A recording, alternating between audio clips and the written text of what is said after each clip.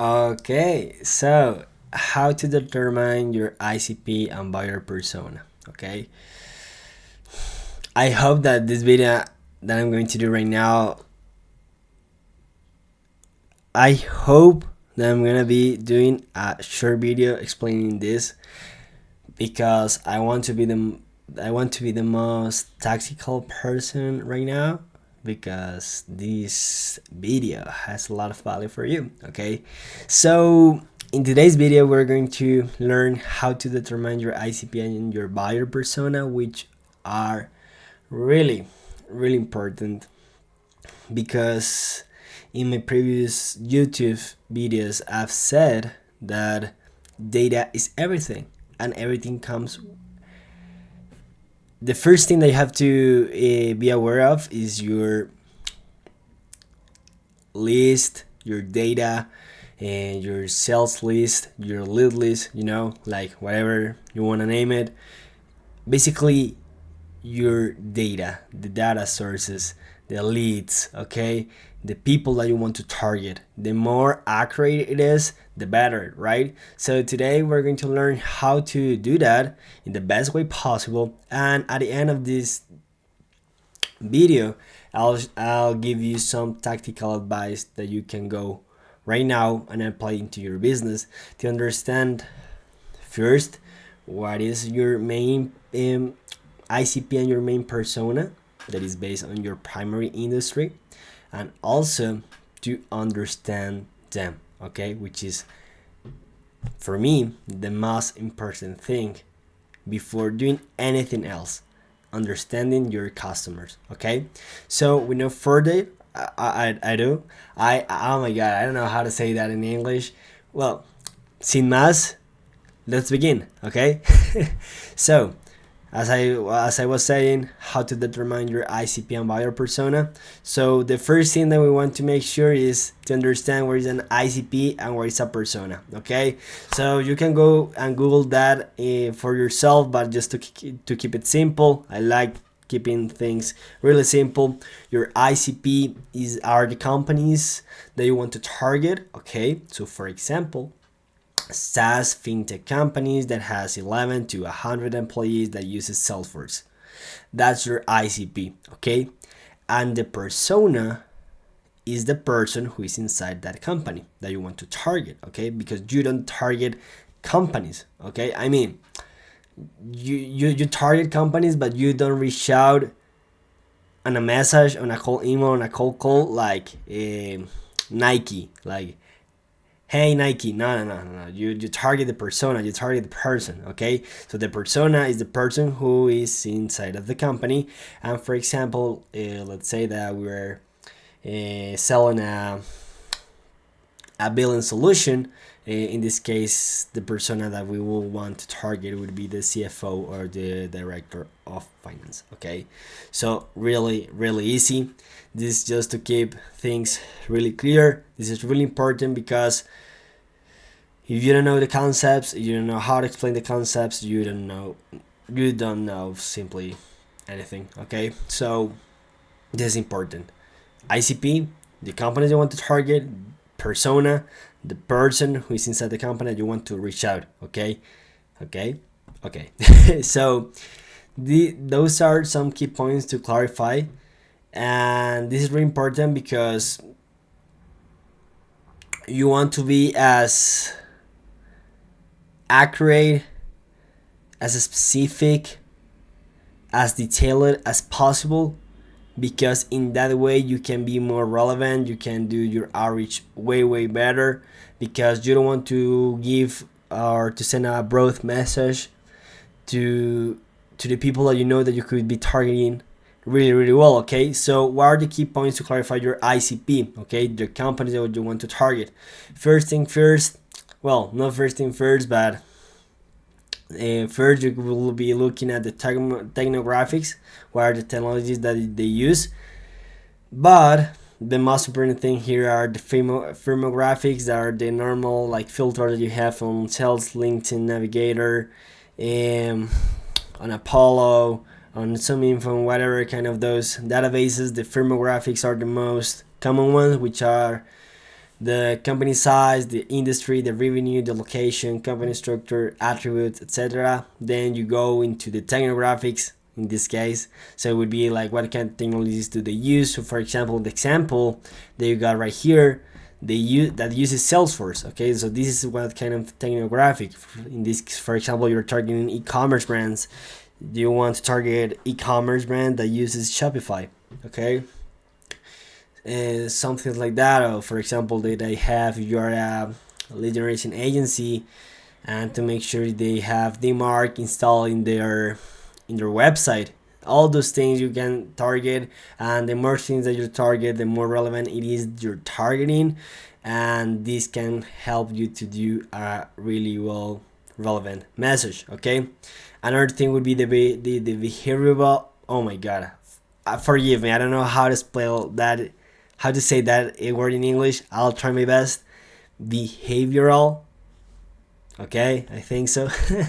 And those are like what are the patterns that these companies make when doing important decisions. Okay, so for example, you're targeting a company, you have been targeting a lot of companies, and you've seen that in 10 of those 20 companies that you have just reached out, just an example, when they are doing important decisions, the first person that comes into the sales call is the sales manager. Okay, it's just an example, so you, in that way, you can see and you can understand what are the patterns that you can see in those companies. Or for example, to give you a broad example, they just got a funding round. Okay, so they have more money, they have more capital, so they are willing to invest in your outsource app, in outsourcing your web development team, some things like that. Okay, and then we have the triggers, and these can be like mixed, but I like to take that away, because triggers for me are the thing that has happened in the company, and they help us to infer that they need help with the problem that you solve, or they're looking to your solution. Okay, so what are the triggers? So the trigger, basically the trigger of an arm.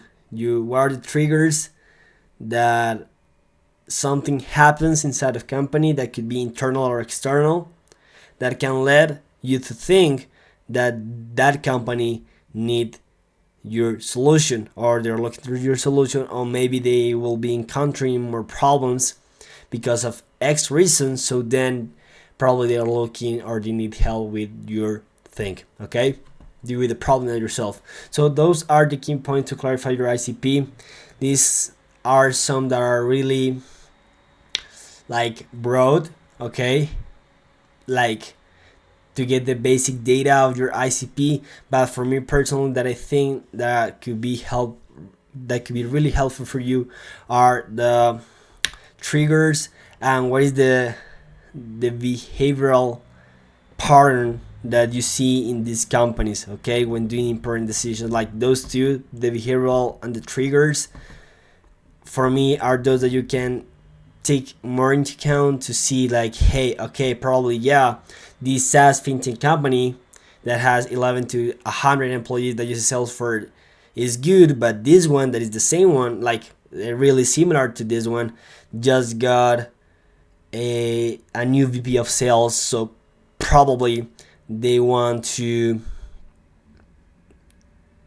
get a new CRM, or they want to get involved into new integrations because they're using Salesforce, and because it's a new VP of sales, we want to help them to integrate all the stuff into Salesforce. You can come up with a lot of ideas, because at the end of the day, these things, like, you should be like thinking bigger, to really understand and to really make really awesome workflows and steps that you want to take in order to make, or in order to target or to reach out a specific company. Okay, the next is the key points to clarify your persona. Okay, so this comes, okay, the demographics, which are the location, the age, the gender, the income, the education. For us as B2B sales, this is not something that is really like important. If you see that you are, your company got more deals because of talking with a female VP of sales, that's your thing, it could be actually really interesting. And if you feel confident that you can increase your revenue because of targeting company that has female people on it, that's your thing. But at the end of the day, what's most important thing is like the job title that they are and the pain points. So what are the common pain points based on the job title that your service or product solves, okay? And then something similar to the last one, the buying behavior, which are what are the patterns that you're seeing when they are doing the decision making process, okay? And then here comes, so here are like the broad example of how you clarify your ICP and how you clarify your persona. So if they need to use a specific technology, if they have to be more ex-employees, if they need to be hiring X job title, if they have to be in South Africa, in Europe, in the United States. These are the things that you have to be looking at to identify your proper ICP. And then, because after doing that, you start taking into account what is the persona that you want to target based on the problems that you solve, okay? And because of that, here comes the most important, and for me personally the most important thing on this video, okay? So stay to understand, okay? So for example, here the most important thing is understanding your prospects / customers, okay? So there is a real and exponential value of understanding your customers, that even without personalization you can speak their language, and you can create relevant message by deeply understanding what they care the most. If you can structure their pains, goals, ambitions, problems, and feelings to create relevant messages in a way that they feel understood, you can earn compound interest in your understanding, okay? So what I mean by that, okay, is that different roles care about different things. You got it? So the problems that, for example, a VP of sales encounter are different than the problems that the CMO deal with every day, okay? So your offer can relate to both of those job titles, okay? So either the VP of sales and the CMO, but the messaging must be different as they care about different things.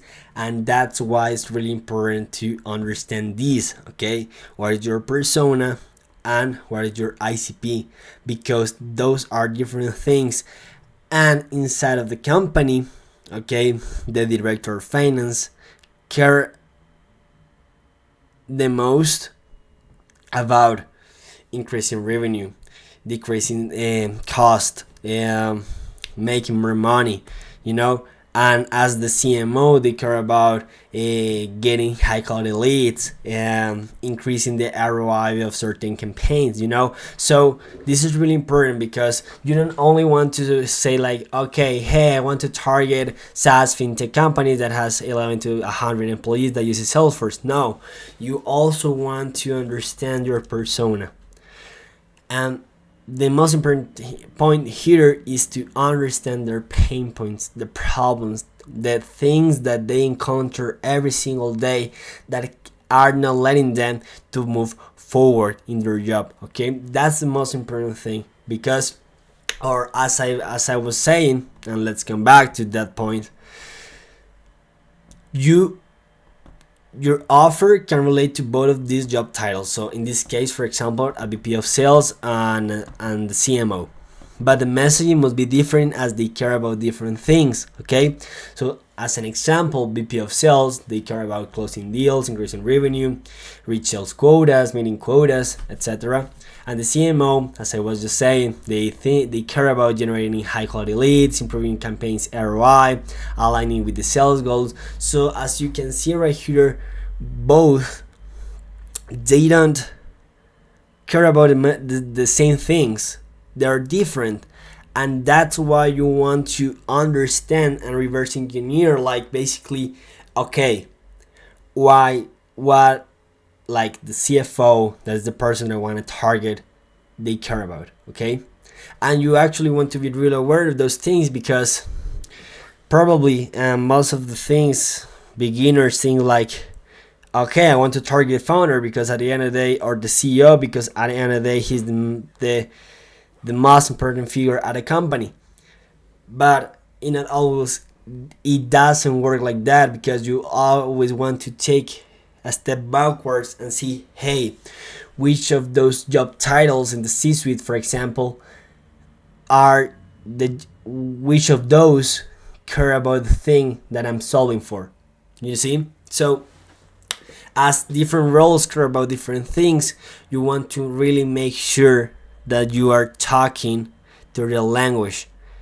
And by talking your real language, you have to define first what's gonna be the persona that you want to be reaching out for. Okay, okay. So this is really important to understand, and I want to hammer this home, because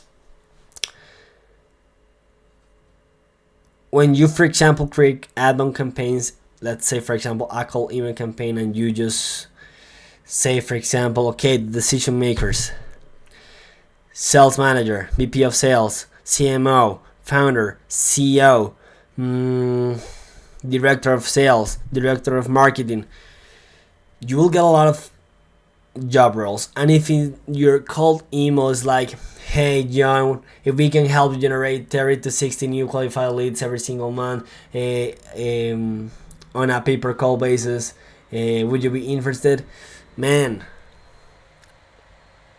I mean, it could work, but if you have a lot of amount of volume, but they care about other things that are really, really more important than those things, and that you can actually tie those things into your offer. And those are the things that are called value propositions. Okay, why would someone buy something about your stuff? Is because they want to solve a problem that they have. Okay, and that problem that they have, the only thing that you would know, or the only way that you would know that what are those pain points, is by understanding them. Okay, so let's say so it's your duty to either understand both personas, either pain points, problems, goals, ambitions, motivations, feelings, to create in-depth messaging that truly resonates with them, or just stick to with one persona, understand their journey, so you can earn insights, okay, about the market that are completely valuable, and you can deliver value at scale without compromising your margins. Okay, and this is something that I just learned from Jordan Crawford. Okay, so he's a big guy in this industry, so shout out to him. And if in one moment he see this video, so he's a true inspiration for me.